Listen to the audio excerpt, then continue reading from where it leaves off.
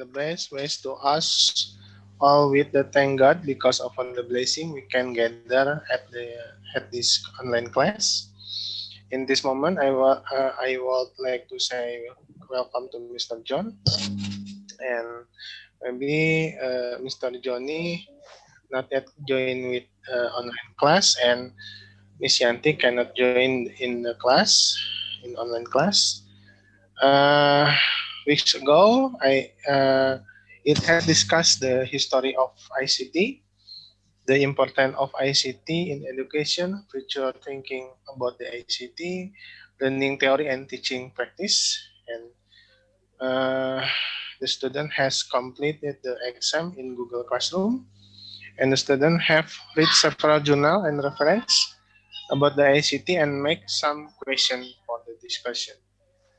Well, to take advantage of the quality of the time, let's start this agenda by reciting Basmalah together, student. Bismillahirrahmanirrahim. And please, Mr. John, please, time is yours. Okay, terima kasih Pak Ipong. Yes. Yeah, so and selamat siang.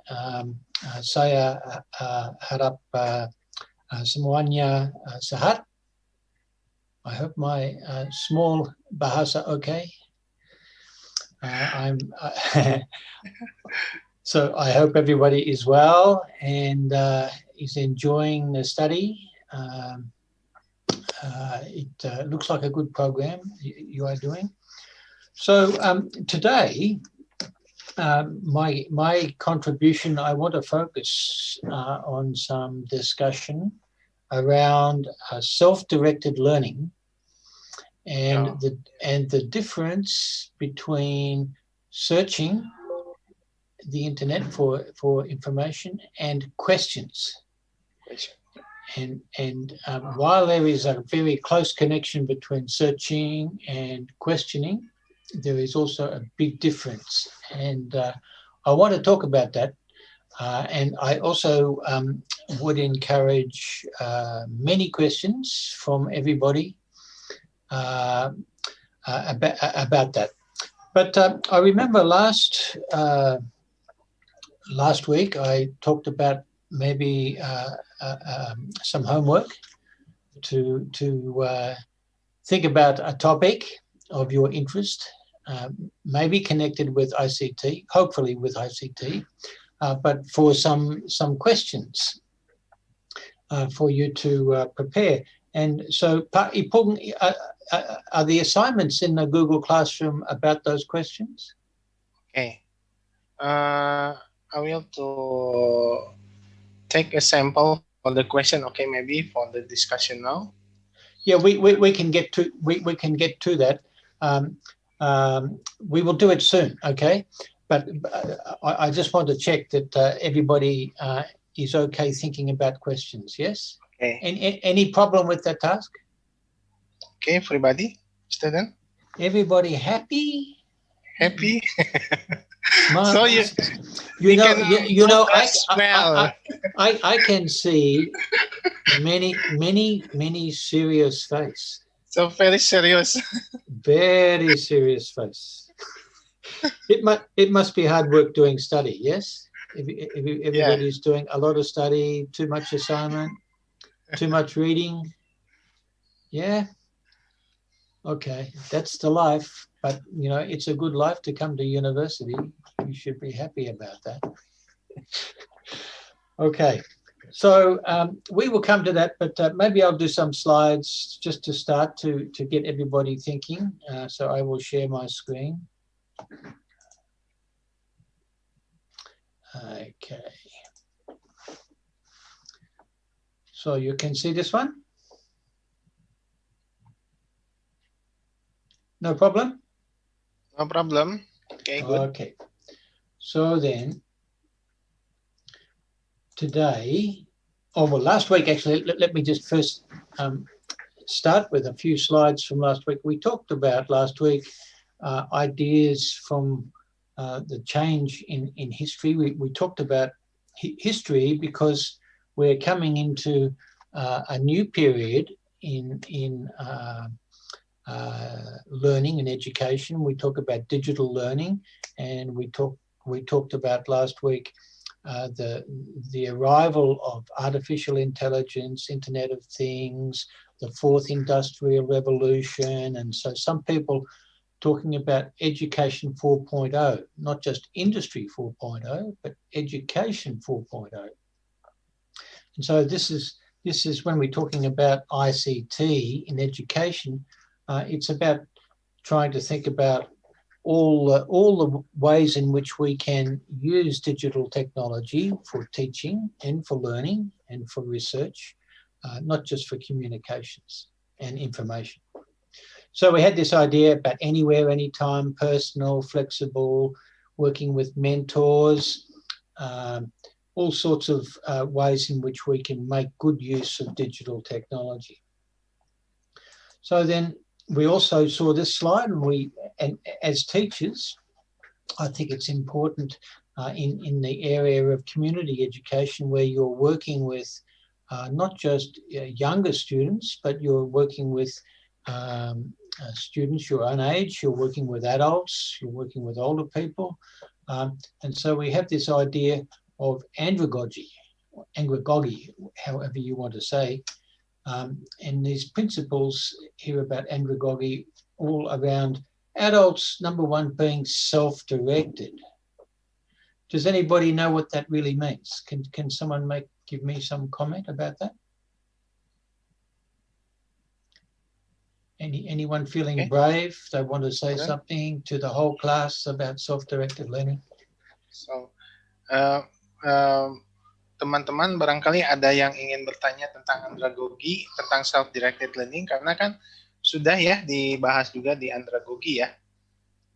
Oke, teman-teman silahkan ada yang bertanya tentang self-directed learning, misalnya bagaimana self-directed learning itu sendiri dilaksanakan di negara sana misalnya.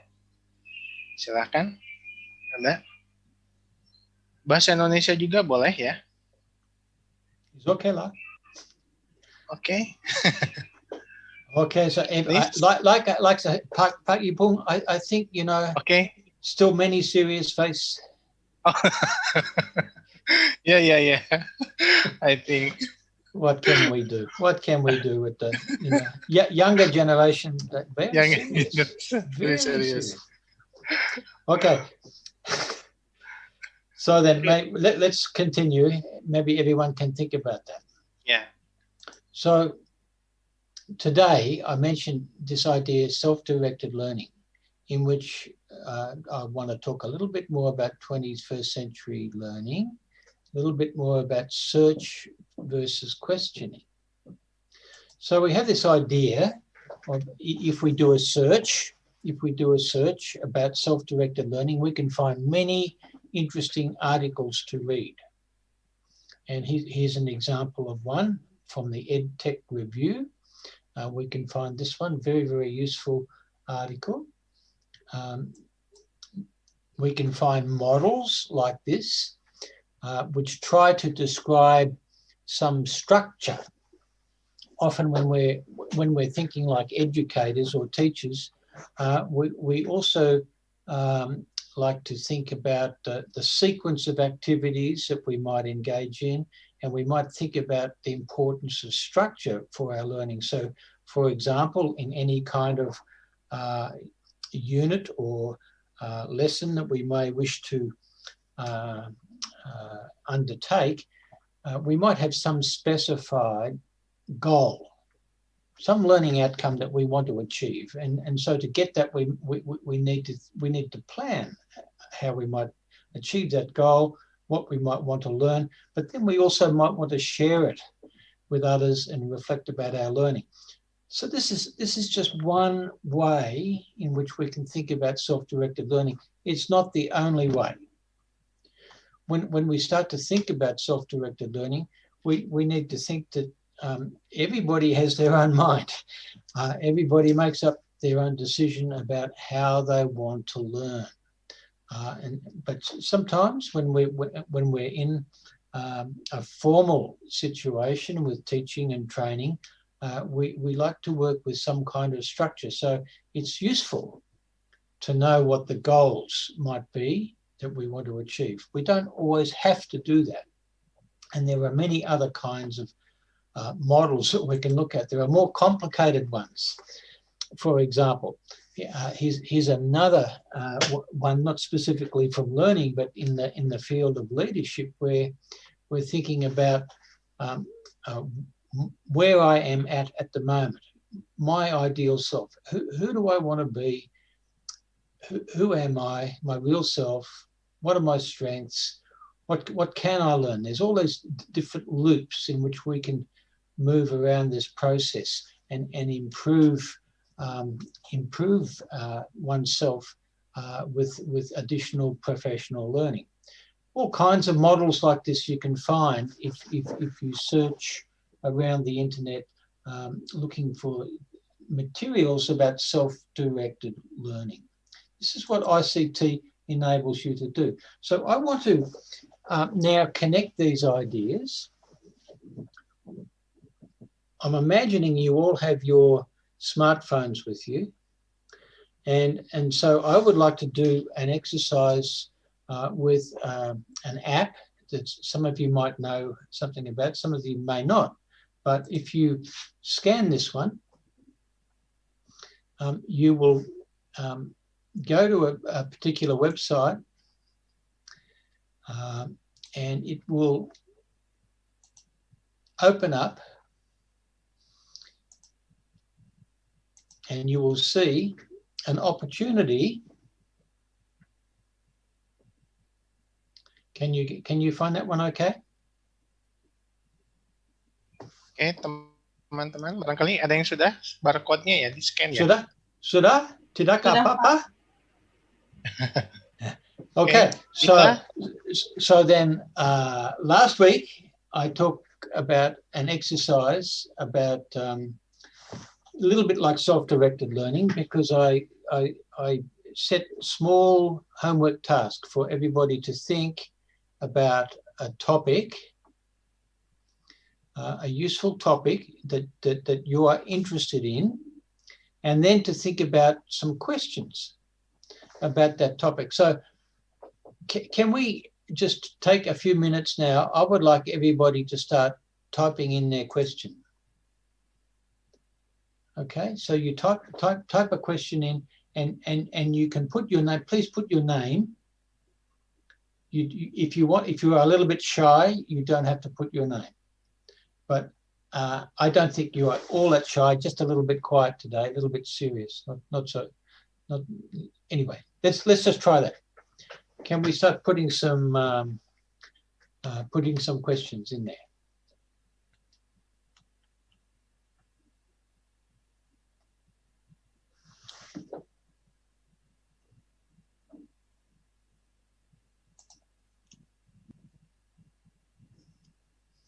May I? Yes.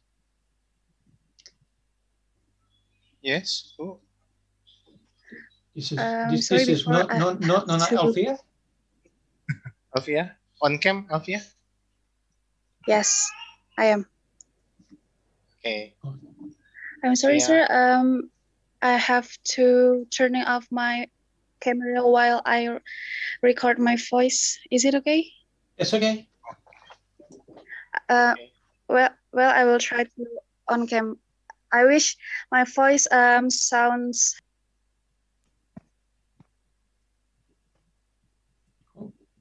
Missing. I think we lost your voice, Alfia. Okay. How is my voice right now? I'm sorry, It's good. my It is good now. We have your voice now, and your face. Okay. Thank you. Yes. Thank you, sir. For the chance for me to ask and discuss with you. It's very interesting to talk about self-directed learning.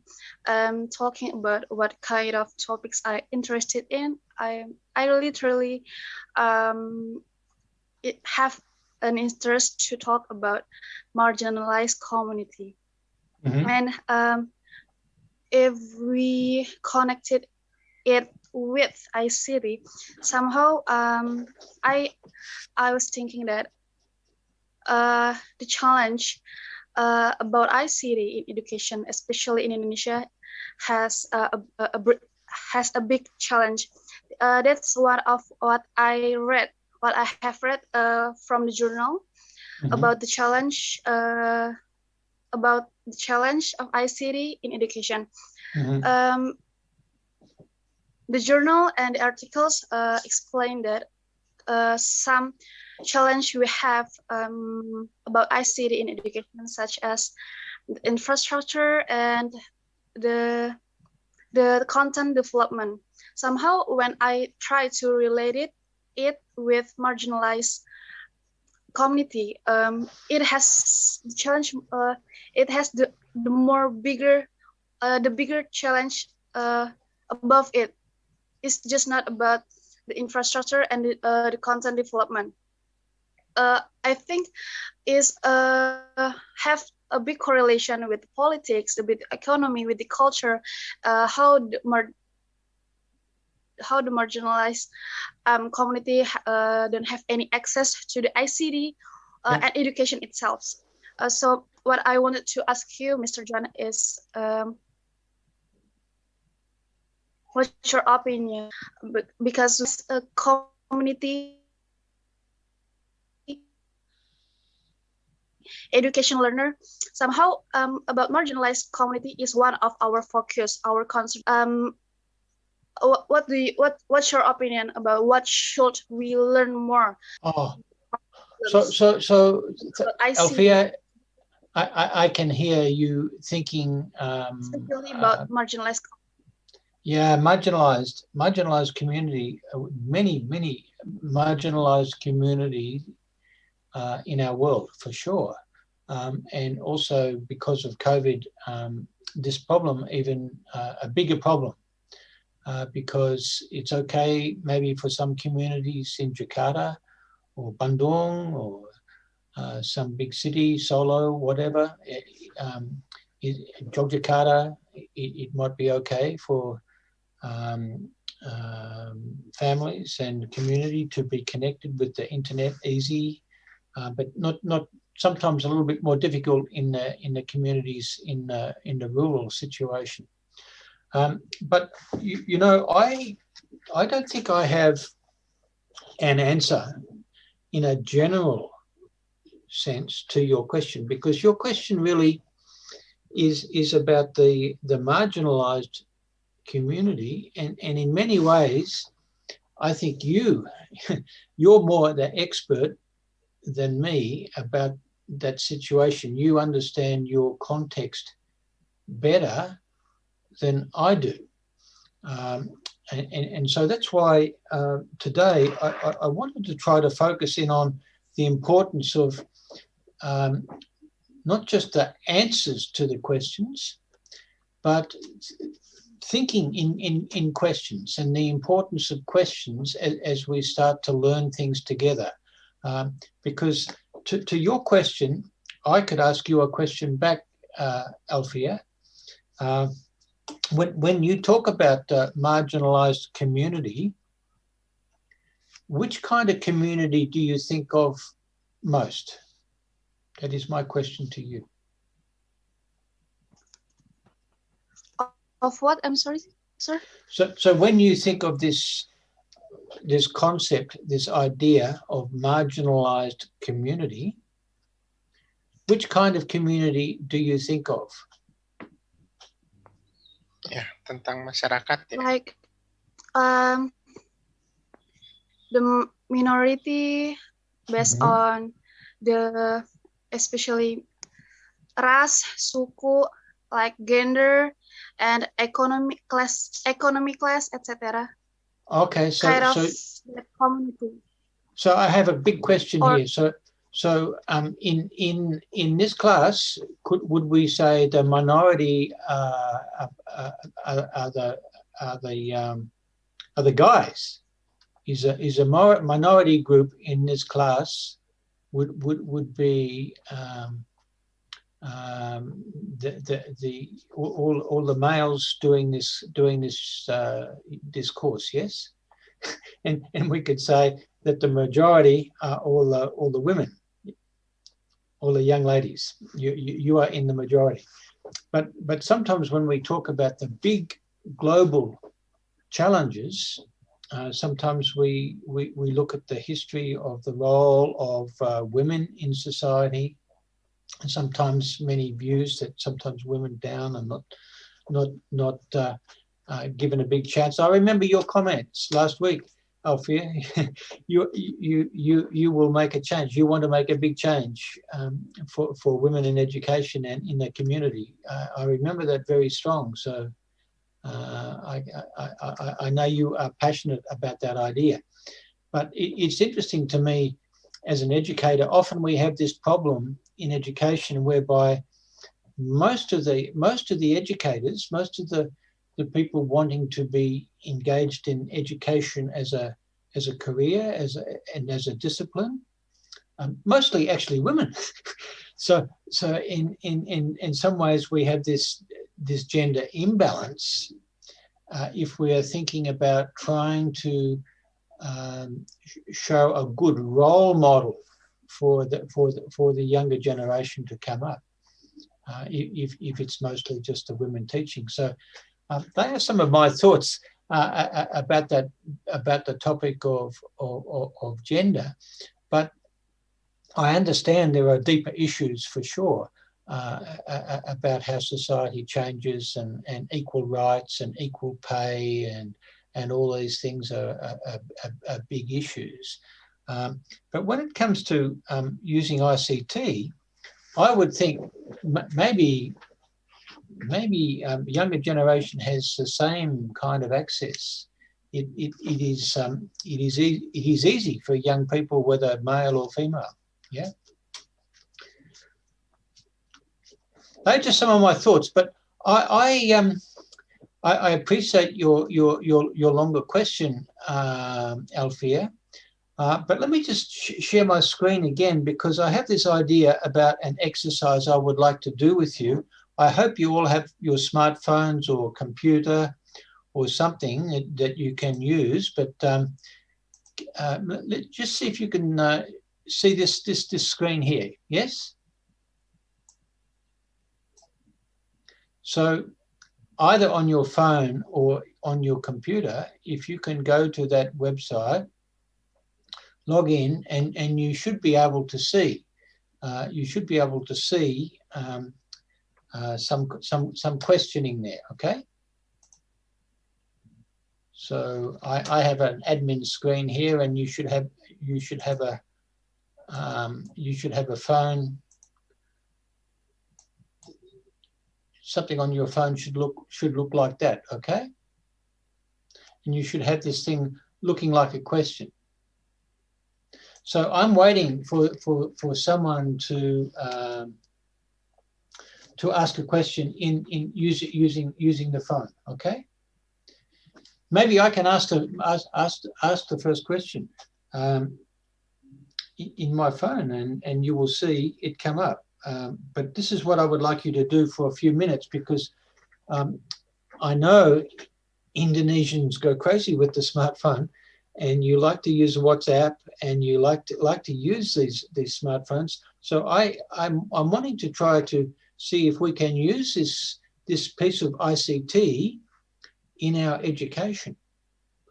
And what I want to do is I want to see if we can ask some questions using this technology. So I will go there, and I will ask a question. Maybe have more minute for the. We can do it in it for a couple of minutes, I think, Pat. Yeah. No hurry. So. Okay.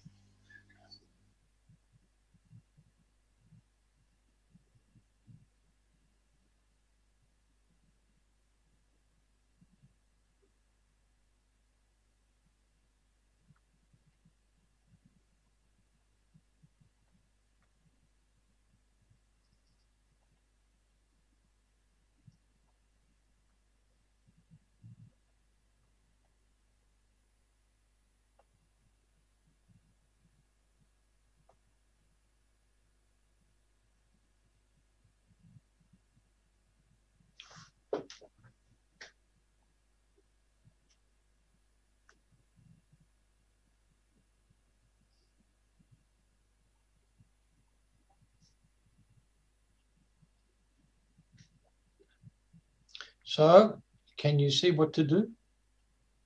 You just type in this. If you're at the computer, you should have a screen asking you to type your question. Or on a smartphone, you can just, sometimes you can just download the app for Slido. It's very useful to find the students' questions. Sometimes students can be shy and do not want to put their name, so they can just ask a question and not put the name.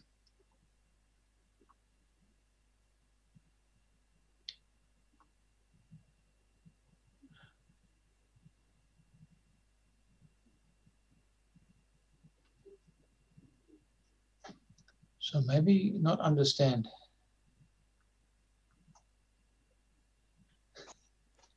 We've got it, sir. Maybe some of friends need time. Okay, no problem. I can wait. I'm very patient, actually.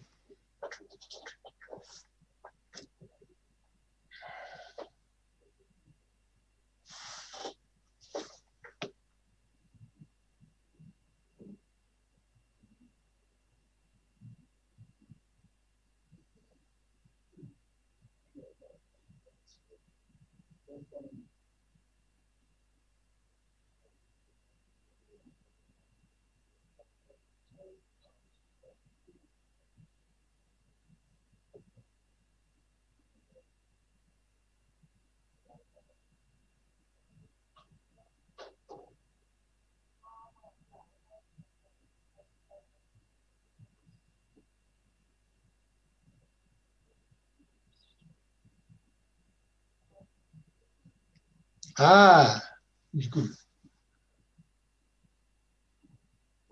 Now I see questions coming in. Very good.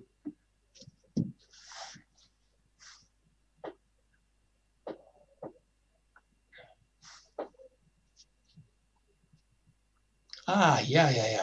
It's working. Now we can see. Now we can see an app. We are. So I'm not just a talking head anymore. We are using some other kind of ICT with my talking, and also my silence. I will be quiet a little bit longer because I want to read some of these questions.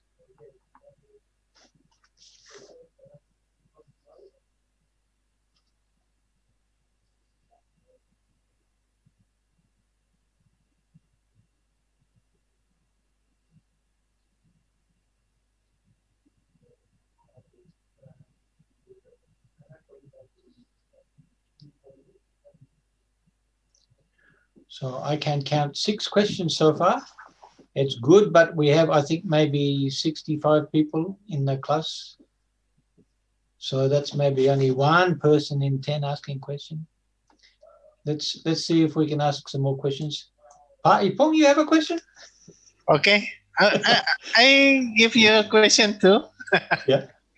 Okay. Yeah, you can. Write the question. Okay. More questions. I like as a researcher. It's very interesting. It's very interesting to read questions, because when you read the student question, you get some understanding about what the student wants to know. I find it very useful. Let me see how many we're going here.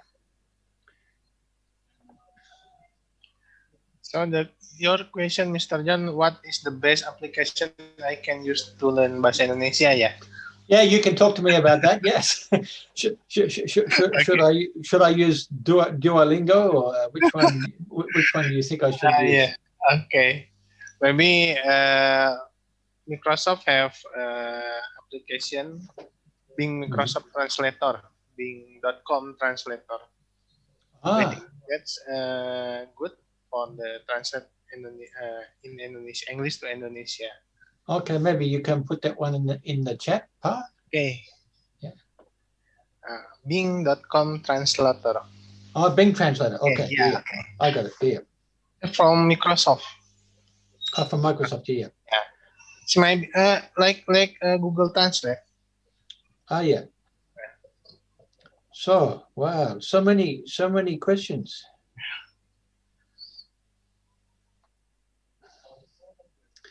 So some people can see, you can see, oh, many people like my question, but some people like Jenny, Jenny's question, this one, how do you describe the progress of educational technology towards improving the quality of teachers and students? And you can see some people, other people like this one. So what we can do with all these questions, we can it's okay if you like my question, but I would like you to like some of your fellow student questions, and we can then see which questions that we can think about as a group. It's great to have so many questions coming in. Here's one here from Witri, Diane, Rafani, how to make learning using ICT can be adapted to student learning styles and can make a student become independent learners. That's a great question, because ICT is very adaptable, and it is something that's that can be applied in many kinds of different situations. So in a way, I think one comment I have about that question, Witri, is that in a way, already Sudah, ICT is adaptable, because there's not just one way to do something. There is always more than one way to find out some answer. Whether you go to Google, you go to Bing, you know, you can, or maybe you go to WhatsApp and you ask your friend or something. There was always more than one way to find an answer. So some people like to sit by themselves and think and look at the screen and think, what does this one do? What does this one do? And be confident with looking at the screen and working out what to do. Other people like to work with their friends and to think about which way they can proceed. So in a way, ICT already can be adaptable. But maybe, Witri, you have some other comment. Would you like to turn on your microphone and talk some more? It's not compulsory, you don't have to, but if you would like to, I would like to hear what else you are thinking about this question.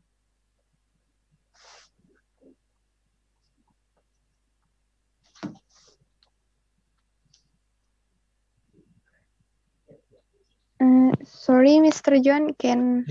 Yes, Witri? Maksud saya itu like in distance learning, like PJJ, because a student is so bored with is with distance learning, is same with distance learning, pembelajaran. So a little bit bahasa Inggris dan bahasa Indonesia together, yeah? Maybe Pak Ipong, you can assist me? It's like synchronous, maybe synchronous technology. Oh, synchronous, yeah. So, so that's a big question. So maybe you're also talking about a situation with adaptive learning. So sometimes we talk about with new technologies, new smart technologies like artificial intelligence. Sometimes the computer system can learn how you are using the system and how you are learning and all this kind of thing. So for example, with many apps, our phones sometimes now have smart text, and the phone, the smart text, can guess sometimes which word we want to type because we type it many times. So the system is adapting to us, and with artificial intelligence, that same kind of principle of adapting to how we learn is becoming more sophisticated, much more sophisticated, very smart. But maybe you can say some more about your question. I'm still trying to tune in exactly what you're thinking, Nonna. Yeah. Would we? Okay, Witri. Enough? Enough? Cukup? Cukup? Witri? Yes. Okay. Terima kasih. So that is good. So let me just have some more questions. So how many voting? Oh, I'm getting 13. Oh, Jenny gets 3 votes. Wow. So Jenny, how do you describe the progress of educational technology towards improving the quality of teachers and students? Okay. So that's an interesting question too, because sometimes we have this discussion that information technology or ICT sometimes makes us a little bit more stupid, and that the learning is not high quality. And there was a big concern in the community in this last 12 months with COVID, that for many students learning online for the first time, they were learning from teachers, teaching online for the first time. Many parents, many people in the community were very worried about the quality of teaching, the quality of learning, because they were not confident that the teachers understood the educational technology as best as they could. That I think that's a very important question, because in all teacher training programs, we need to learn how to become teachers and how to help our students, and how to be able to communicate with parents if we need to communicate with parents. But we need to communicate in ways in which we understand how our students are learning. So I always think that it's so important in developing a quality experience for everybody, that we are communicating in an effective way. So I think communication must come first. And when I think about ICT, or educational technology, if you like, Jenny, I think it's important that there are three terms. There is the I, there is the C, and there is the T. A lot of the time people think there is just the I, is information, and there is the T, the technology. We're just looking at content, looking at information, looking at videos, looking, thinking, not communicating. But I think communicating is the essential piece for an educator to practice. And so to do anything about the quality of teaching and learning, we have to know how to communicate with our students, and we can all improve our communication. I wish, saya harap, I could speak. I have better bahasa Indonesia. Maybe I can speak much better with you. But I am at kindergarten. I'm still learning. I'm a novice, just learning basic bahasa, not much. And so my quality of teaching in international with you can improve. I have to improve the quality. I can talk in English and I can share my ideas and share my experience and things, but I can also improve. And so I think another thing here that is important for teachers is to be thinking about this practice of always thinking, how can I improve? How can I learn something here with my students together? How can we learn something together? I think this is a nice experience.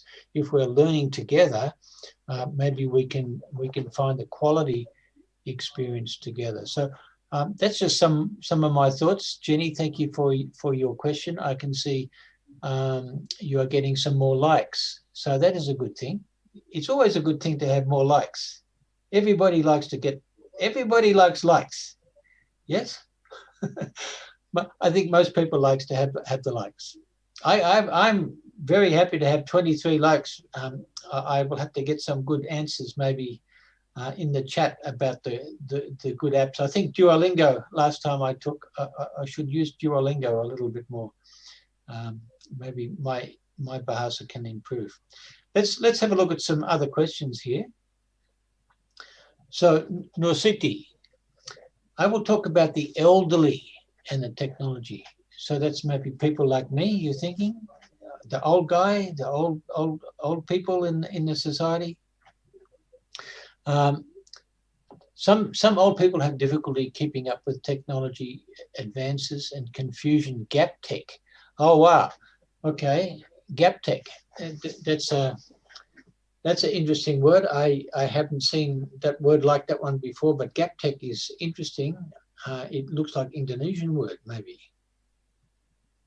Or is it just a technology gap? Like shock technology.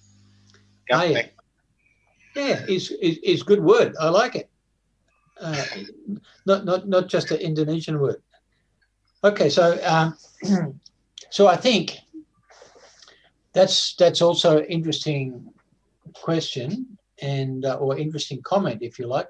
There is often a gap in the educational experience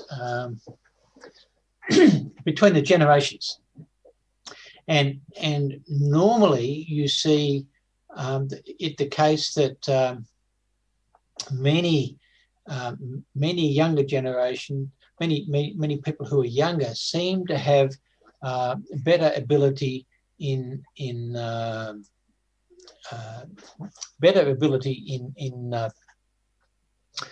using technology than the older people. I think that's often the case, but is not always the case. Because I think sometimes some elderly people might know more about the technology, about the origins of the technology, and maybe less about the social.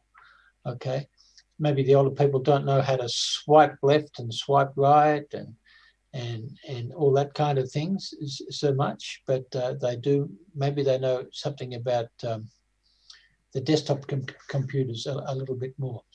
But I understand this problem because I saw an article about from the United States just yesterday about the vaccine and some of the big problems with the vaccine.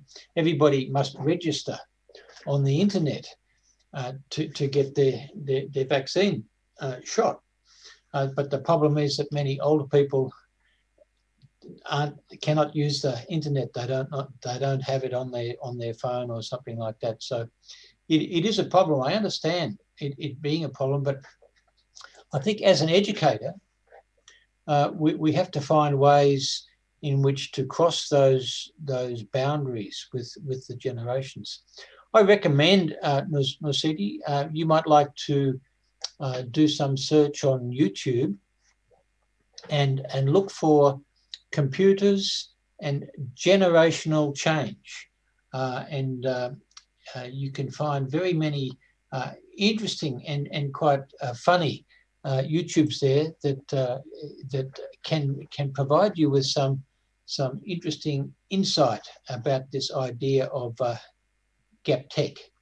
But I think the problem of gap tech is that we all have this problem actually, because in fact we might think we can use our technology today, but sometimes there is some new innovation tomorrow, and we also have to learn we also have to cross that gap.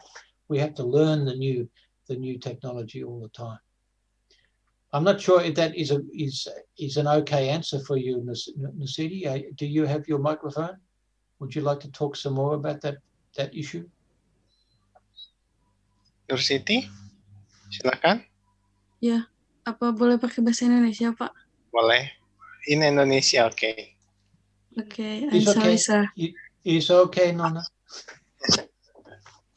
Jadi singkatnya kenapa nanya pertanyaan seperti itu, karena kan teknologi itu harusnya hadir memudahkan seperti itu, tapi bagi sebagian lansia itu justru kayak ya gregetan sendiri gitu, karena kan dia gaptek gitu dan susah menyerap informasi banyak hal baru gitu, jadinya nanya itu gitu. Terima kasih. Okay. The question, why give the question like that? Because the technology is a challenge for the parents maybe today. So, John. So, yeah. Look, of course, I think parents are always challenged with the students. Generation, okay. Yeah, it is always because the young, always the case, the young generation has a faster mind, can learn more quickly, can understand technology more quickly. But I think if you are working in community education, you have to think about not just the K-12, not just K-12. You are thinking K-99. You are thinking about the whole community, and so as an educator, you need to learn about the different ways in which we can approach the use of technology. Actually, my opinion about this is I think the big problem is not the technology, it's the confidence. It's the confidence to use it. That is all. Actually, I think it's a simple solution.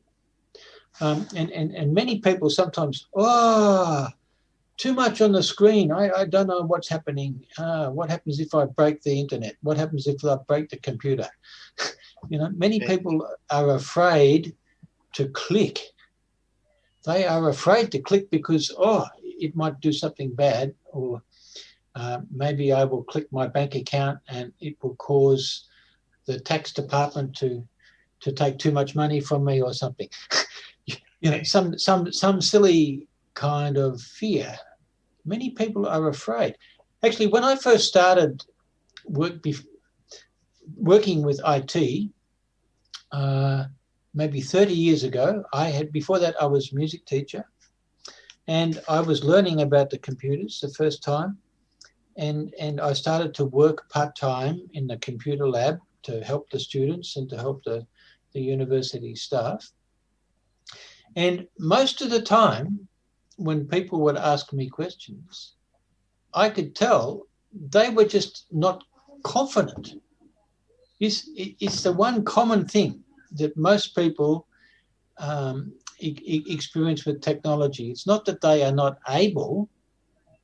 Everybody, young and old, are just as able to use the technology, and the technology in many ways is becoming easier and easier to use. So what I think is important from an educator's point of view is to find the ways in which you can include people from an older generation to communicate with the others. So it is a challenge for you just as much as it is a challenge for me.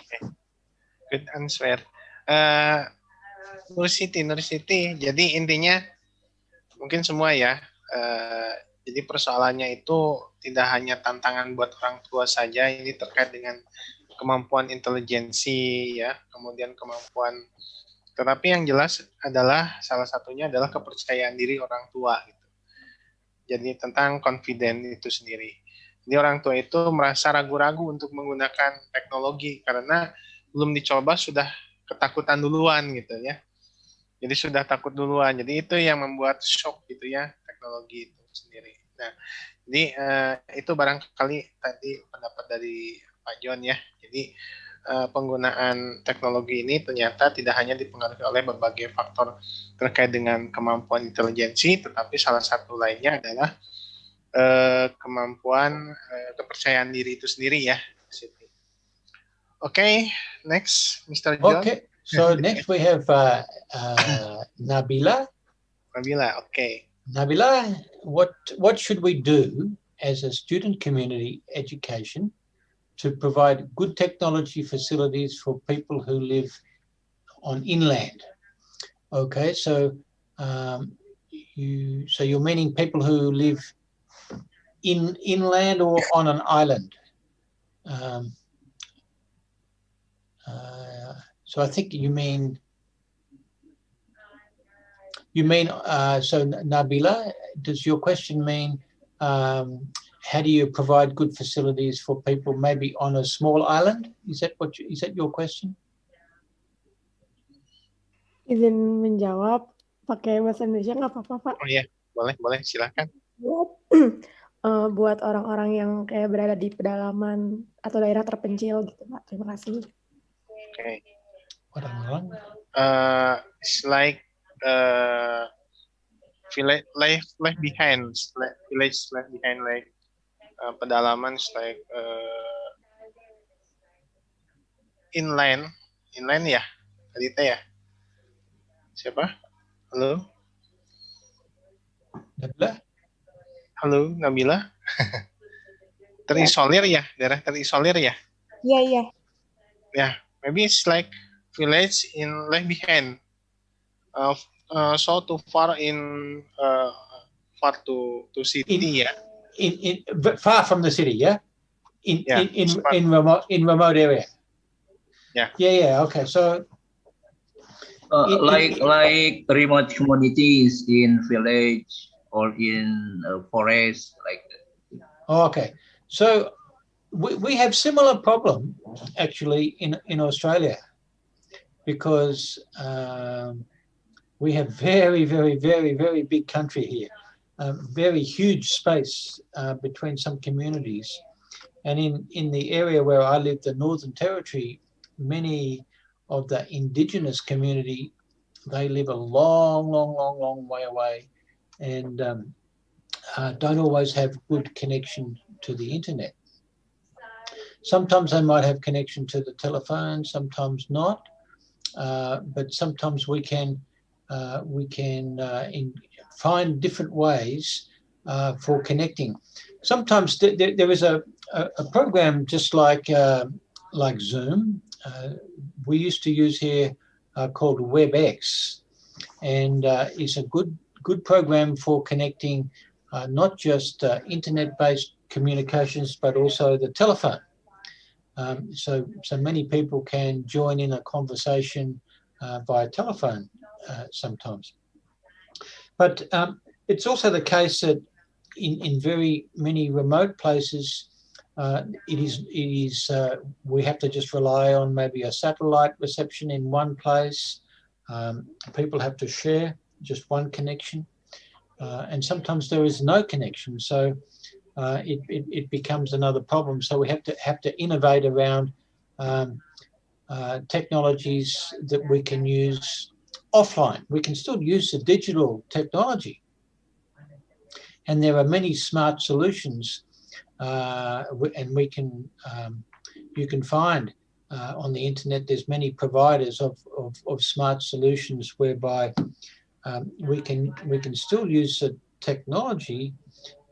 We can download all the appropriate kinds of tools that we need to interact, and we do not have to be on the internet sometimes. We can have all the content and still go to the community and still use a smartphone. It can be used like that.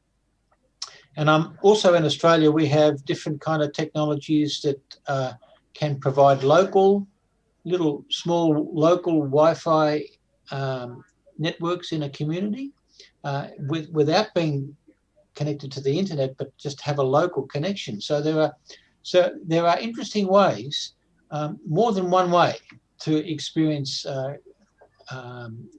being connected with a technology in a community, in a remote place. So also, you know, one of my students doing a PhD, he's from Pakistan, and he is very interested in the problem of the children who do not get an education because their parents cannot afford an education, and in countries like Pakistan, there are many kids do not get access to the education. But he is looking at a solution for that by combining the traditional model of the one-room schoolhouse in a village, just one room. It can be in someone's house, but it could be just one schoolhouse with one room, and combining that with some technology in which it is not always connected to the internet, but it is enough to give the kids some basic education. So I think there are a lot of answers to that question. It's a great question to look further into, and I would encourage you, Nabila, to maybe you can, on the Google Classroom, you can send me another email, and maybe I can find some links for you to look further into that question. So thank you for that question. Okay. I see Park Professor Joni. Yeah. Join Mr. Joni. Yes.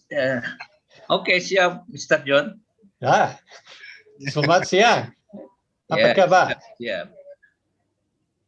I just joined. Okay.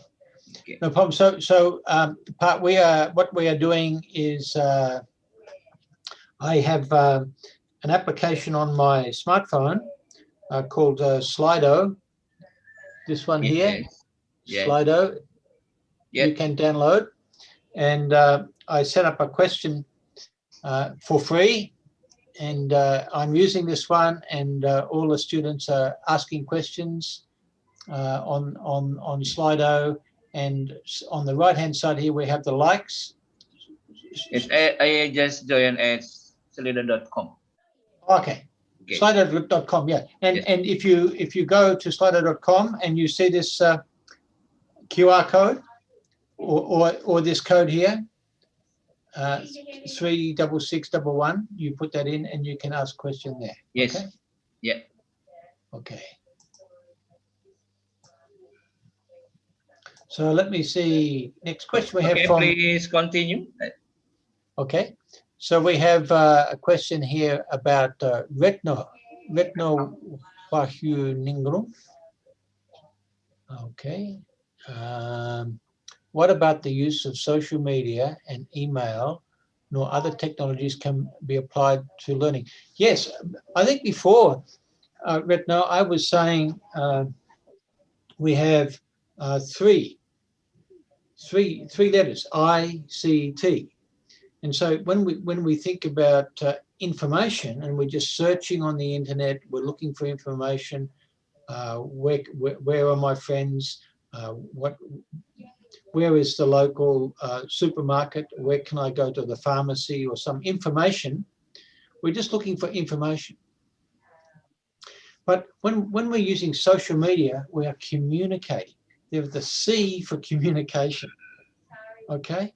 Social media can be used in so many effective ways. It can be used for learning a lot. I use it a lot. I use Twitter a lot for my own research, because I follow many interesting teacher journals, other universities, some other colleagues I know all around the world doing interesting studies, and sometimes they post information that's very interesting to me. And if I at night I'm sitting on my couch after my makan malam, and I'm just relaxing, I'm looking at my Twitter, and I can see many things that I can learn from. And so sometimes I see very useful links, and so I save those links and I look at them the next day when I'm at work. So I think it's really important that we can use social media and email, because this is the way we communicate. We need to be discussing things. We need to be working together in a community, in an online community, not just a community where we have our friends that we go out to have lunch, or we have a cup of tea, cup of coffee with, or we go to some music with, or something like that. We can have that same social experience online, and if we make that social experience not just a picture of having a social experience, but a learning experience, we can share information. I think it's very, very powerful, and I actually think that is the most powerful thing about online learning. It is when we start to communicate with each other, we ask questions, we share information with each other, we share our ideas, we share our problems, and we learn together. So yes, that's my opinion about social media and email. So I hope, Retno, you can also have that same positive experience. Do you have any other comments about that? Okay.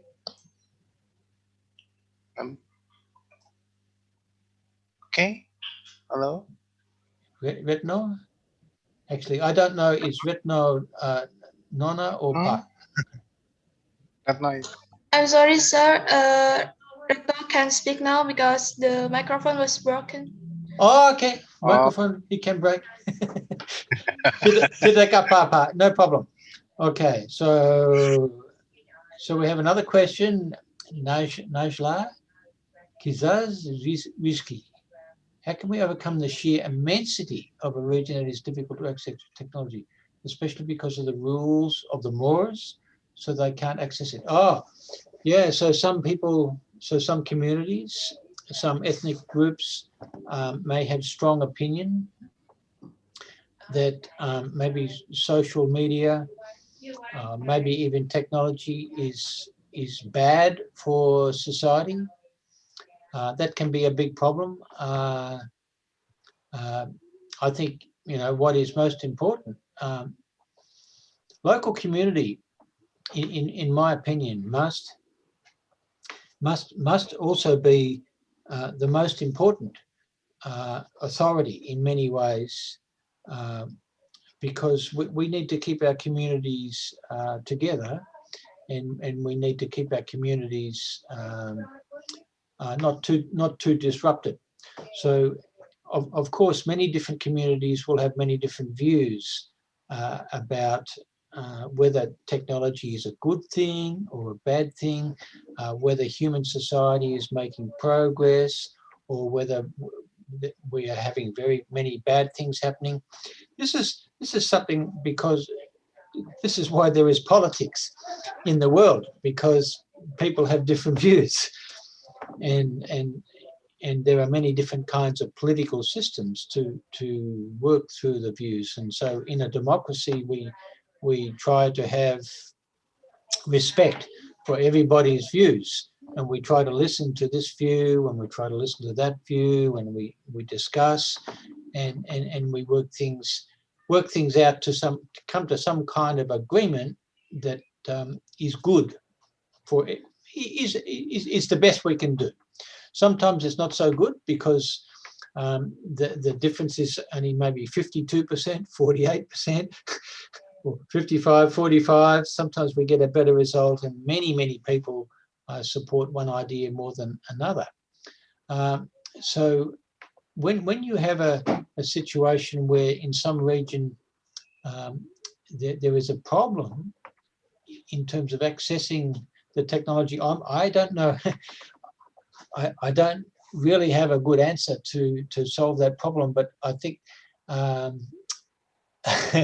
it's a good question, and maybe it's worth thinking about further. And one way to think about that problem further is to try to maybe think about other questions. What other questions can you ask, Najla, about that about the community you're thinking of? Is there another kind of question you can ask? Because it sounds to me when I read your question that, oh, it's too big, I cannot solve that problem. You see, I have that problem too. When I wake up and I listen to the news and I think, oh, crazy world, you know, the world is going mad. So many bad problems in the world. What will humanity do? How can we fix this thing? It's too big. Is always too big for us all when we think like that. So I think it's important that we try to find some small piece that we can understand, that is not too controversial, that we can be helpful, we can share some useful information. We do it step by step. That's I think all I can answer that one. But I think it's a very good question, and I think you articulate what sometimes we describe as a wicked problem. You know, a problem that is difficult, is a problem that's difficult in size. Okay. I hope that is good enough. Okay, Nazila, enough? Okay. Thank you for the answer. Maybe I will write another question. Okay, please. Okay. Silakan. Yeah. So Septian Pasha, as a community education student, how to educate people who are not reached by technology. You know, sometimes we have to think about technology in clever ways. Technology isn't always this one. Remember last week we talked about ICT, the history of ICT, that human beings for thousands of years have been solving the problem of communicating at a distance. And so once upon a time we have tribes in Africa using the talking drums, and we have tribes in North America using smoke signals. And so the technologies are not always sharp, not always shiny, and like this. That we can come up with some kind of solution for education that is a different thing. I think it is important sometimes. You know, this is a technology too. Books. Books are a form of technology, and actually, you know, I still like reading books. I love to read books, and I think, you know, without books we don't have education. So sometimes we need to be thinking about the content of our training and our education in ways which can involve different forms of technology. Sometimes we might want to use the internet, and we might want to have a special reading that is saved as a PDF or a Word document, and sometimes it might be available as a printed document or in a book. So again, this is a Septian. Is like Najila's question. Your question also has some big aspect to it. It's not always easy to find out, and so again, I would encourage you to think about finding other questions that are smaller about the audience or the group of people you are wanting to help achieve an educational outcome. All right, so I hope that is okay for you, Septian.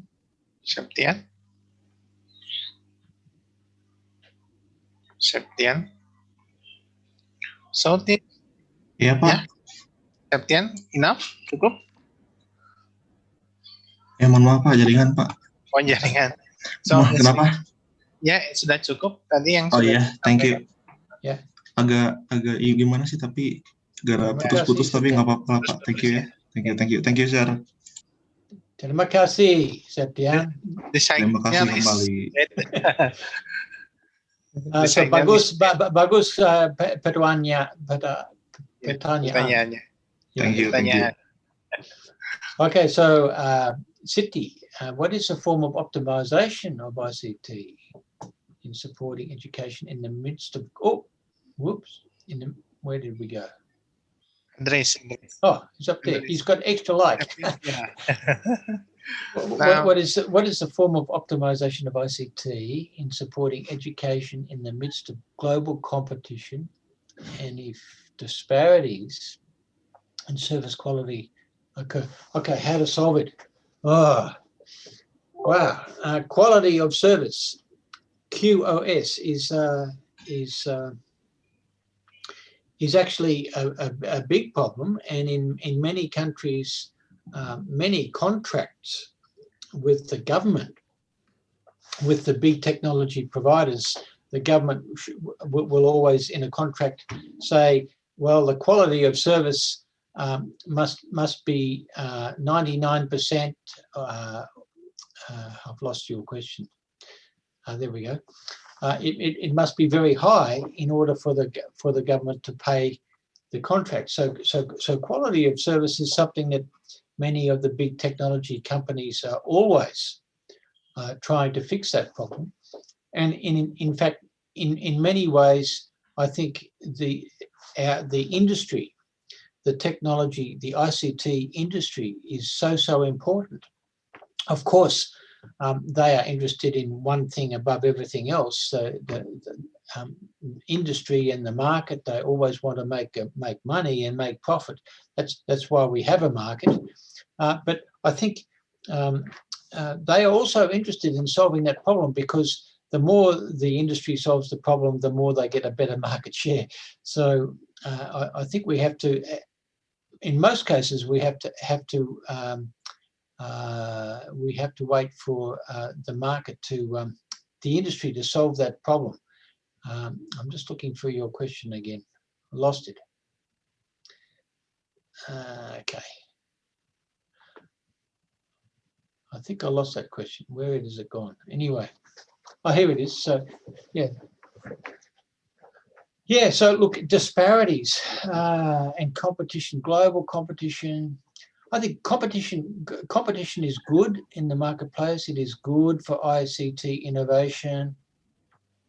I think in practical terms, sometimes we have to learn how to just tolerate and the difference. Sometimes when I'm teaching, I know that some students have got poor internet connection, and sometimes their microphone is not working, sometimes their video is not working, but we need to find ways in which I can provide the content.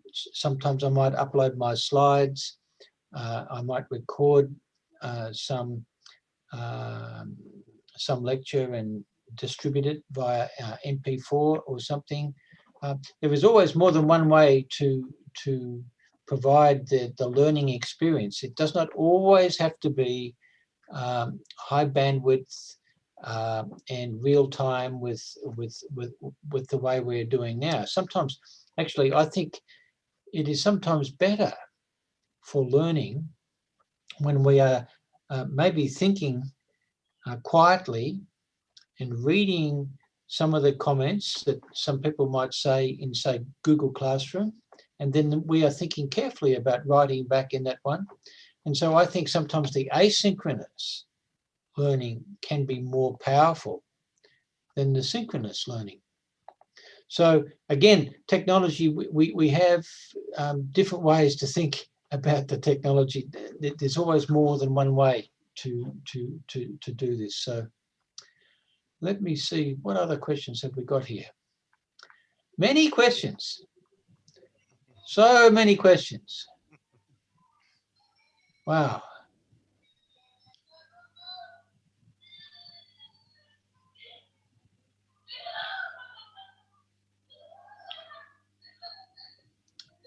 Oh, I see a question there about the SDGs from Rati. What's your opinion about the correlation education in the SDGs, the Sustainable Development Goals, and goal number 4, which is all about the quality education, and artificial intelligence? Wow, that's another big question. It's interesting to see you thinking about such a big program from UNESCO. UNESCO is very important in our world because it's the forum in which many countries come together and think about what's important. And in 2015, when UNESCO defined the SDGs for 15 years, they set the goal for 2030 that we should hopefully we would find. I've lost your question because it's been voted. Okay, so anyway, you're asking about SDGs and the importance of SDGs and quality education and artificial intelligence. Obviously, there has been a lot of concern for a long time about technology and society. There is this big relationship between technology and society. Before the Industrial Revolution, many people were worried about the automations in the factories because people thought, oh, this big change in society means that there will not be no more jobs, because machines will take those jobs. And so there is this new a new anxiety, a new worry for many people about the relationship between technology and society, that artificial intelligence might create artificial teachers and chatbots and many kinds of different ways in which we can interact online. And so the concern might be, is your question, Rati, about the fact that that experience may not be a high quality experience. It might be a bad robot. It might be a bad chatbot. What is going to happen to the quality of education if we have too much technology and not enough quality? So I think the simple answer for that is that we need more teachers, more human being teachers, thinking about all these issues and asking these kinds of questions, because it's through asking the questions that we find solutions together somehow to bring about a better result. I hope that one answers that question. Let me just look around, see if there's other questions here. So let me just also just see here. It is good just reviewing all these questions. Oh, look at this. I'm pleased to see a comment there from Andre. I remember Andre from last week. You asked good questions last week, Andre. So in your opinion, a good application to use for learning Bahasa Indonesia is a large dictionary of Indonesian and Google Translate into Indonesian. Yeah, okay. I use Google Translate a little bit already, sudah. Mungkin tidak cukup, but terima kasih for your advice. I don't know the word for advice, but terima kasih. Okay, so let's come back. We looked at some of these questions.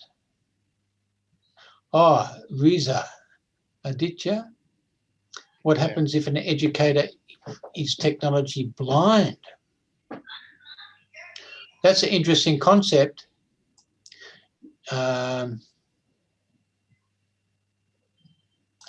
So, yeah, look, that's a very interesting concept.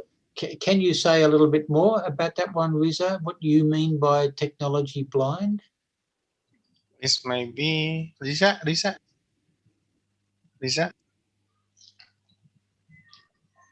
You have many people like your question, Riza. 11 votes. Okay, maybe technology blind is can use the technology. Gaptek, is it like that? Okay. Cannot use the technology. Cannot at all, yeah. So you know, there's many educators like that in the world. and you know, sometimes illiterate technology, maybe. Yeah, sometimes illiterate. It is a problem. You know, some people don't want to learn. It is also a problem. How to fix that problem? Some people actually do not want to have the technology. Okay, so some people you can change, some people you cannot change. I think you have to. Again, I think, you know, I think dialogue, communication with that educator is important. You need to communicate with people with all kinds of different attitudes, all kinds of different opinions. This is probably the most difficult thing about being a teacher, I think, is when you have a class full of people with different ideas and sometimes with different cultural attitude. Sometimes there's a difference, you know, and sometimes some people have different attitude to things like technology use. Some people very strong advocates about it, and some people very worried about technology because I think it can be destructive to society. So this is a big problem for a teacher, for a trainer, to always be. You do not always have the answer to such questions, but you need to be ready to have the open mind to listen to people's views and people's attitudes. When we think about learning, we think that learning is about getting some knowledge or learning some skills, also learning attitudes. When we're learning, we can change our mindset, we can change our outlook, we can change our attitude. So sometimes somebody who might be technology illiterate has not got good digital literacy, or might have some bad attitude towards technology. Maybe sometimes they can learn and they can change their mind and learn something of use. I think it's also important that we all can change our mind, can change our attitude. And so one way to do that is to have the discussion. I think discussion is very, very important in the way that we learn, because there is no one correct answer always. Sometimes we have many, many, many different answers to the one problem. Okay, so I hope that answers that question. Fatia, the question, to be or not to be, that is the question. The question is, what do you think about changing digital literacy into something that adults can readily learn? Well, I think that's a good idea. I would like to be part of your program, Fatia. Have you an idea to make digital literacy easy? Do you have your own idea about that?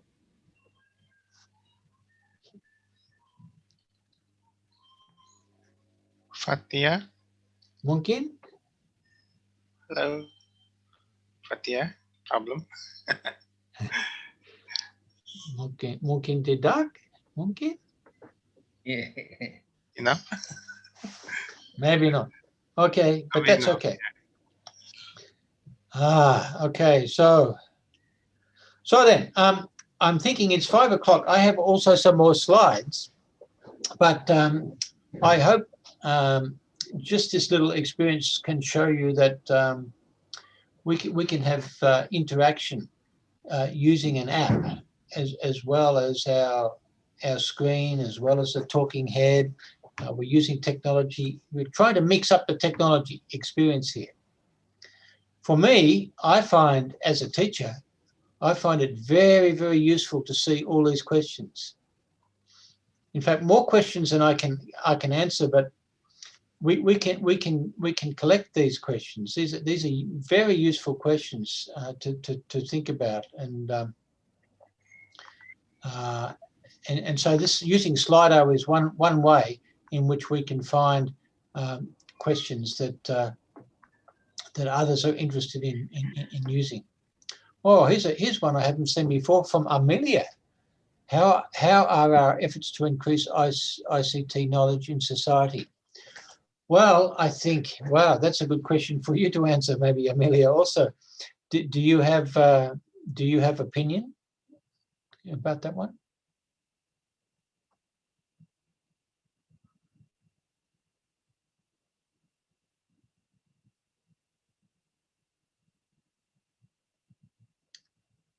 Maybe not. So then let me just, okay, so I'm going to stop sharing the slides of that Slido. Oh, okay, Prof. John. Okay. I have some notes, about the question from our student, Yeah. In Indonesia, Bob, especially in traditional societies, such as rural communities and the elderly, technology is often problematic because they are generally less technologically literate. Yes. Yeah. Perhaps you have experience in applying technology to society with the characteristic above. Please comment. Yes. You know, Joni, I find sometimes, what does it mean really to be technology illiterate? Because many years ago, I remember the first time I saw a rice farmer in the sawah, talking on his phone while also ploughing the ground and talking to his friend, or sitting down on the side of the sawah talking to his friend. Many years ago, I saw this, and I'm thinking this was the start of the big technology revolution, in which many people first experienced the internet through the social media and the smartphone. They don't know anything about the computer. They don't know anything about the laptop, any of those things, but they know a little bit about, oh, I can use WhatsApp, I can use Gojek, I can use the phone, I can use this one, and so it's a start. Do you have application Gojek? Huh? Do you have a Gojek application? Yeah, but not in Australia. But when I come to Indonesia, I see Gojek, and I can order my fried chicken. I can get the fried chicken delivered by the Gojek. At the hotel, I am goreng. I can get. I can order that one from the Gojek. It's good experience, and also when I know many other applications like the Uber Eats, and all these ones, they're very similar. So what I'm trying to say, I know it's an important question. I'm not trying to make it trivial, but I think sometimes we underestimate that people might not, that we might think that they are illiterate, but in fact they're only this far away from being quite knowledgeable, because they know a little bit about Gojek, they might know a little bit about the WhatsApp, they know a little bit about this one, a little bit about that one, and sometimes we just need to find the right channel to communicate. Sometimes some of my Indonesian colleagues sometimes a little bit slow to use email, but I'm sometimes waiting for an email reply, waiting, and then I'm thinking, oh, maybe did I do something wrong? Do I understand not enough cultural understanding or something?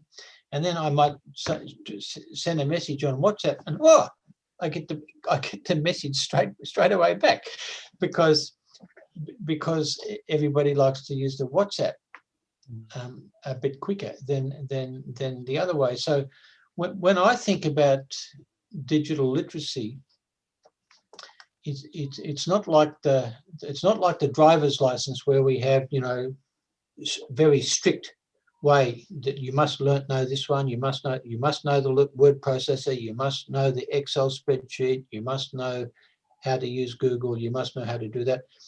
Yes, that might be all important, but sometimes some people just know how to use other things. And so I think as the society is evolving, we, especially as educators, we have to be ready to learn new ways all the time. Okay, Prof. But in Indonesia, especially in community education, we know that the target of community education is mostly marginalized communities. Yeah. Such as the poor, yeah, poor women in urban areas. Yeah. Homeless people, beggars, in Indonesia, street children, yeah, the elderly, and the others. According to Prof. John, what technology is most appropriate for this kind of society? In Indonesian cases, okay. Well, I am a bit nervous to answer that question, because I'm not really expert on that one, because I think, with respect, Pa, I think my approach would be, first, I need to understand not the general situation, but to solve the problem, it's always better to have more details to know the specific situation in the village. So I think it's always good to find out what kind of communication devices, what kind of preferences the local community has. So for example, local community might have a good use of radio. They might like to use the radio as the main communication system. Okay, and so sometimes we need to adapt our provision of resources. So in that kind of situation, we would have to make sure that all our teaching and learning resources are all about audio, listening, because this village only likes to, people here want to use radio most. Okay, but maybe it's not like that.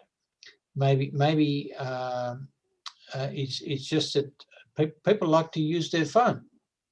There is not one answer, is what I'm saying. So, but what I think is important is always, it's my feeling is it's always important to be most respectful about the local community and what the local community wants, what the local community prefers. And so we have to find out this kind of information. And every village, every community will be a little bit different. So sometimes we can use, maybe we can use the brochure, we can use some printed form of communication. It's still technology. It does not have to be online. We can still be smart with the technology, but it doesn't have to always be online. It is a myth, I think, for us to think that online will always be the best experience. It's not always the best experience, because sometimes it's just the book is the best experience. And what happens? I asked a question last week. if our society in this globe, if the global society communities all around the world, if we're learning from the problem of COVID, of the pandemic, what happens if the next pandemic is the cyber warfare and all our communication systems go down? We have to learn again at the community level what is important. So how do we communicate at the community level without the smartphone, without the laptop? We have to use paper. We have to start again. So we have to think. What I think is important is thinking about the ecosystem of choice.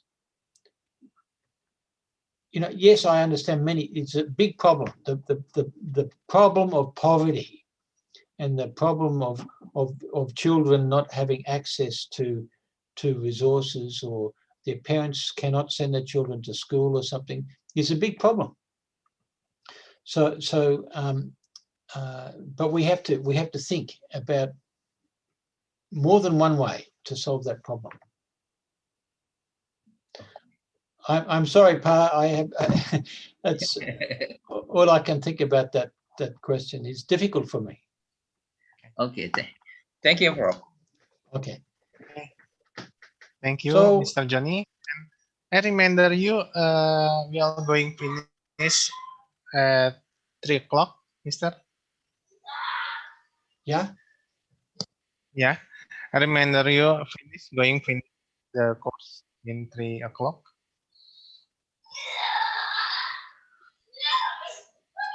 Okay. Hello. Hello. Oi. Sinyal. Okay. So Pak Ipong, I also had some other slides. Maybe I'm talking too much. Okay. No. Okay, maybe you can explain your with presentation. Maybe you have time 15 minutes. Yeah. 15 minutes. 15 minutes. Okay. Okay. I can. I'm looking. I can see a few more smiles. Maybe not so serious. Oh, yeah. You know, Pak Joni, when the session start today, many serious students. I think serious student. Many serious students. Serious student or silent student? Well, maybe, I'm not sure, but anyway, I like to see this smile. So you can smile at me anytime. Okay, so let me share my other. I will share my other screen. Okay.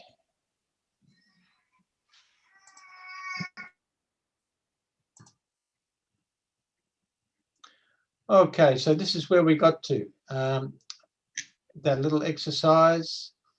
I wanted to sort of just try to connect that idea with some slides I was using last week as well, or talking about 21st century skills.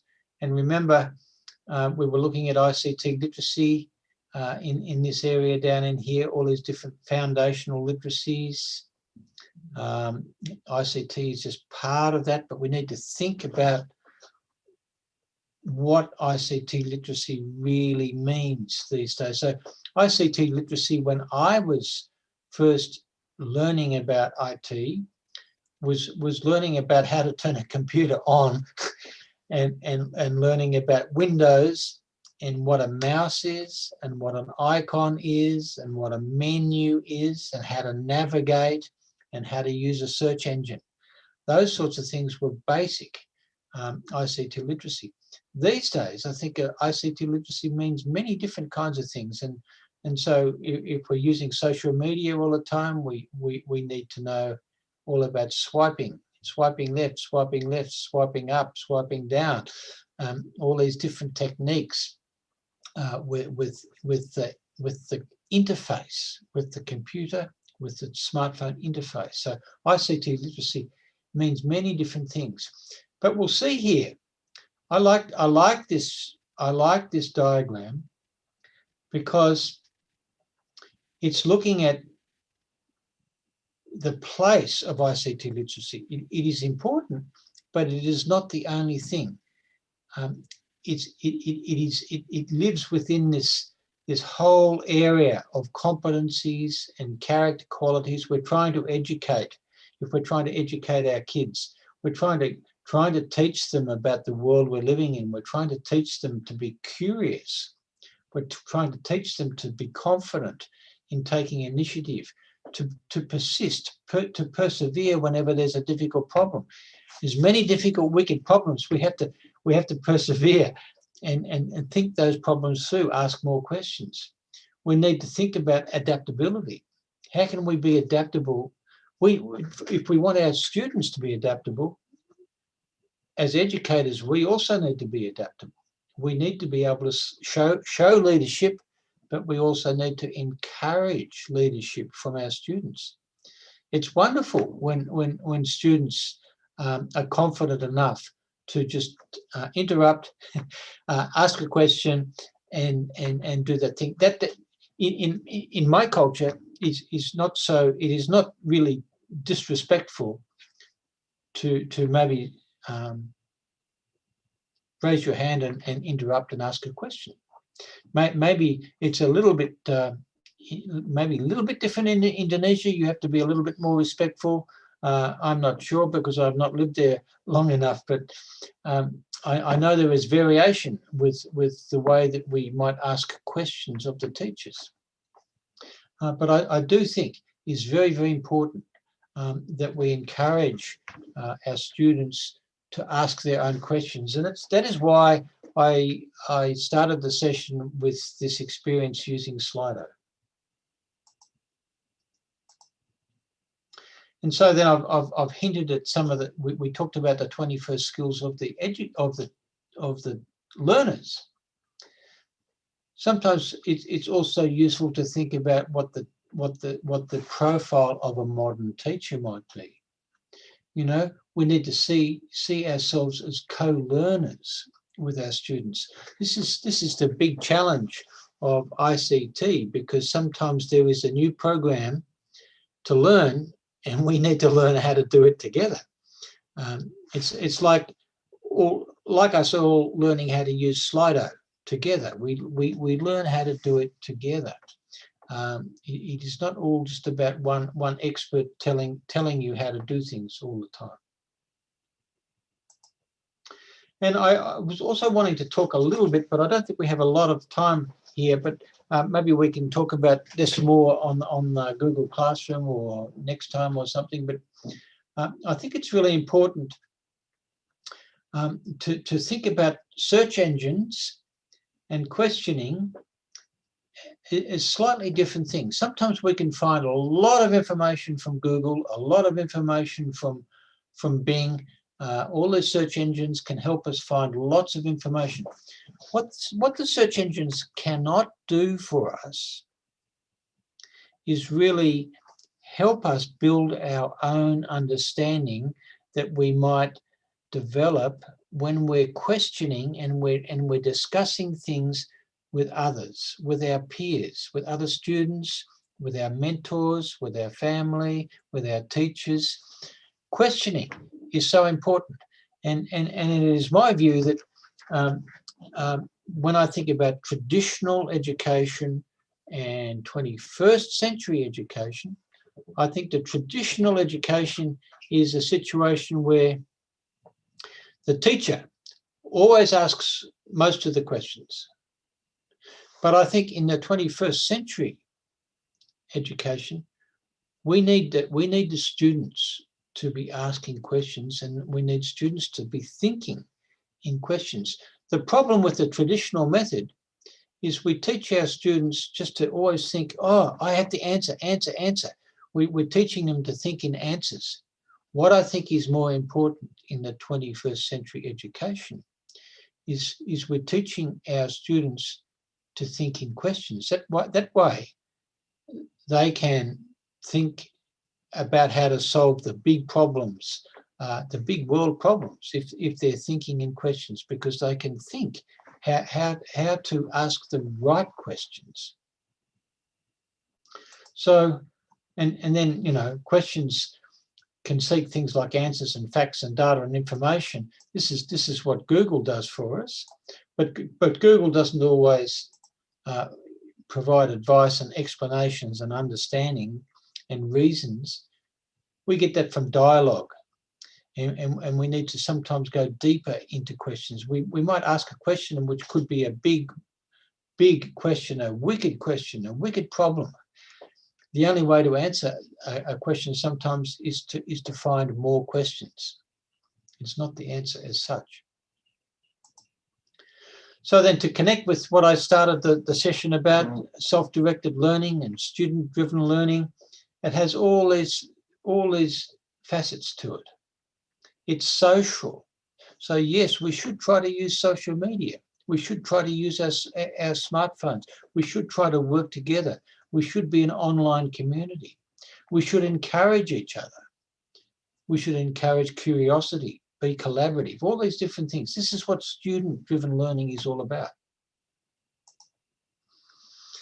And so, thinking about questions, there's lots of questions here that we can look at about the current situation. Lots of places to go to. These slides, by the way, I will upload to Google Classroom again, and you can look at these resources.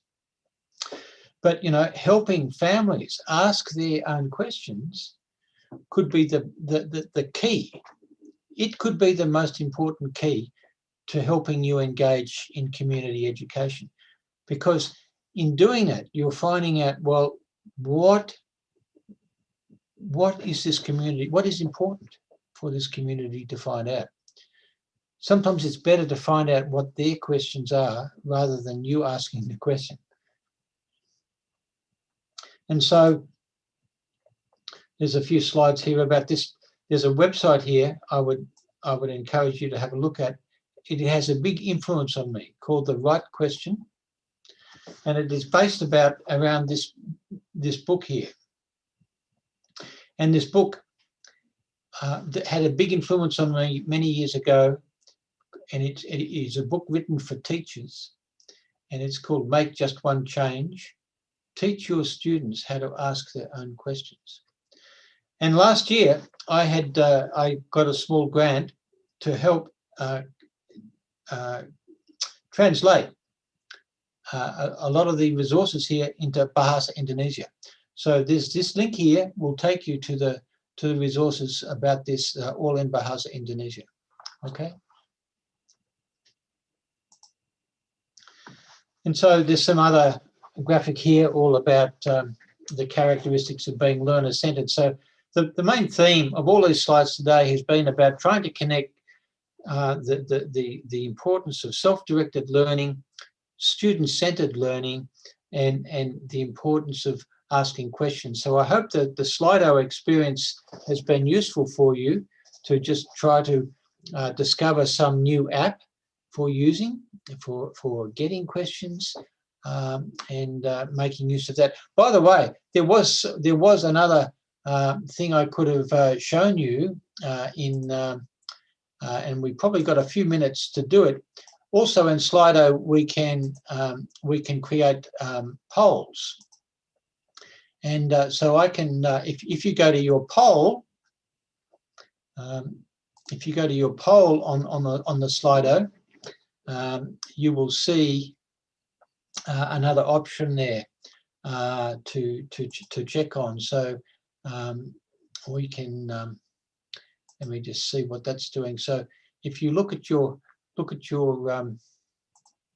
me just see if we can get that going in the last few minutes. I've got some. So let me just share this screen. If I can. I'm just lost where I am.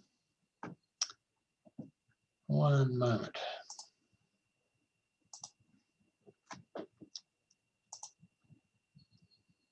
Come back to Zoom and share my screen again.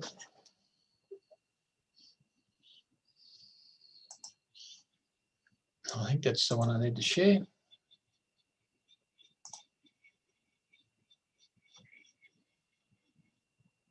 Okay, if you go to your Slido and you look at look above the questions, you will also see a poll. And you can create these simple little polls. They're like little quizzes. And you can create little questions here for you, just as a bit of a game. I've created a game here. If you go up above the Q&A to the polls, I hope maybe you can see that in let me just see here. Whoops, gone back to the wrong one here.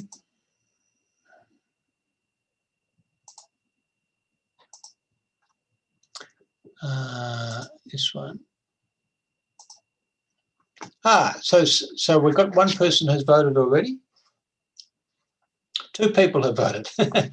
Okay, so here we go. 2 trains are at the station. You have to choose which one. Which one will you get on?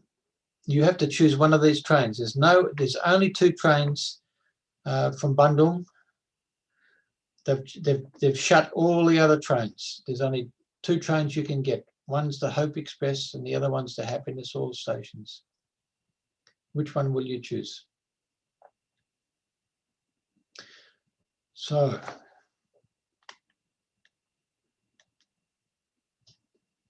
we have 18 people voting. Oh, 50-50, that's interesting.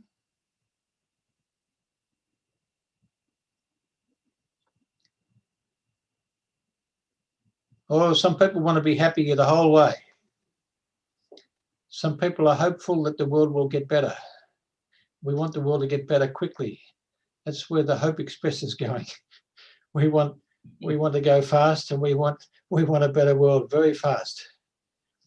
But some people want to go more slowly. They stop off every station, be happy everywhere, all the time. So that's one simple little poll we can use. There's other polls I can create. Next time we can create another poll, but we can use other kinds of polls. But I just wanted to introduce you to how we can use apps in our learning, and it can be a little bit of fun, a little bit of engagement. It's good to see that everybody wants to be happy. Some people are hopeful. Okay, so then that's my presentation today. I hope that's been useful for you to think about all those things. Pak Ipung, Pak Joni, semuanya. I hope it's okay today for you. Okay. Thank you very much for Mr. John for the material presentation. There's so much we have learned today. Okay, student. Maybe Mr. John, you can give the exam or no exam for next week. Oh, you mean the homework? Maybe. Maybe. I would say, why not? Kenapa tidak? Okay. Semuanya look at Slido and maybe create some more Slido experience. Yeah. And so number 1, and then number 2, I would like to learn about some app that you like to use and you think could be used for education, for learning. So maybe we should have some inquiry, looking at apps that we can use in community education. So how about that? What does that sound like? Good homework? Okay. Yeah, everybody's looking serious again. must be bad homework. Okay. Maybe you can repeat the exam. Maybe. Okay. Maybe I can repeat. Yeah. So number 1. Number 1. It's not compulsory, but maybe you can go to Slido, and you can also have a free account, and you can create your own Slido. Okay. Right. So that's one thing. It could be interesting. Or maybe a group of you can together make one Slido. It could be interesting to do together. And number two, what could be very, very interesting could be to maybe in Google Classroom could be a good place. I think Google Classroom could be a good place to share some interesting apps that we can use in community education. And so next week maybe I can ask somebody to explain to me some app that you like to use and maybe how we can use it in education. Okay, thank you very much. Ya, Cukup? baik. Cukup ya. Baik, kawan-kawan mahasiswa sudah jelas ya tugasnya. Jadi nanti tolong disiapkan slide aplikasi yang barusan dipakai ya. Kemudian Anda juga nanti bagaimana nih ketertarikan Anda terkait dengan community education, tolong nanti disampaikan di Google Classroom. Ya. Okay, Mr. John, maybe Mr. Joni have some message before I'm closing the course. Yeah, I think enough, but I say thank you to Mr. John, yeah, Saripung, and our student, Mr. John. Hello. Yeah. Once more, I say thank you for you. Terima kasih banyak. Yeah. I think the lecture material delivered from John really enlightening us all. I think it's a very, very enlightening and nice to meet you today. Okay, thank you. Okay, terima kasih. Nice to meet you too, Pak Joni. Nice to see all the wonderful everybody. Semuanya smiling. Okay. Thank you very much for John. And I'm sorry I could not say hello to everybody. Each one. Sambil mikir jadi susah ketawa ya. Okay. Thank you very much, Mr. Joni and Mr. John. At least for... We are twin, yeah, Mr. John? Yeah. We are twin, John and Joni. We are same. Some people also call me Joni. And my family, when I was younger, always called me Jono. Jono. Yeah. Okay, Pak Ipung, please continue. Okay. Yeah. Okay. The conclusion is telecommunication has removed the boundaries of distance and reduce the difference between people in urban and rural area, difference in time and location, and heterogeneity in population characteristic are no longer a bottleneck in speed of information dissemination. So technology makes it easy to learn and learning. Okay, thank you very much. To close the program, let's say the Alhamdulillah. Alhamdulillahirrabbilalamin. So, thank you very much, Mr. John. Bye-bye. Sampai jumpa. Terima kasih, Pak John. Next week. Okay. Ya, Pak, nuhun. sekali lagi untuk Pak, ya. Minggu depan. Oh, jadi saya pikir di ini hari ini